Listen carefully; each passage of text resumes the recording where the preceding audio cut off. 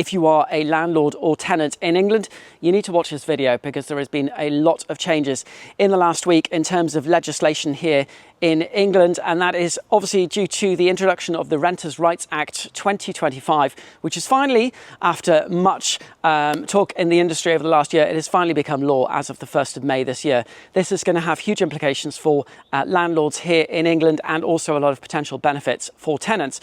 So one of the big changes is Section 21 no-fault evictions in England have been abolished. So a landlord will only be able to terminate a tenancy now based on certain circumstances.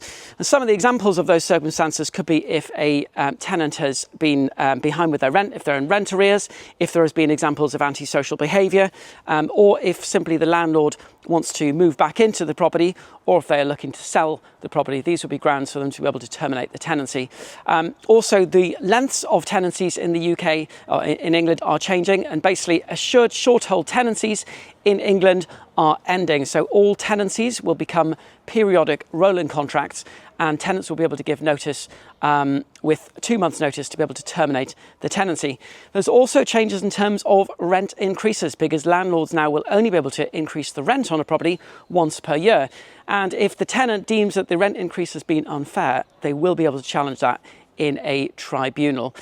Good news, however, for tenants who have pets. If you are a cat or a dog owner, you will really like this, that landlords now can no longer unreasonably refuse a pet request.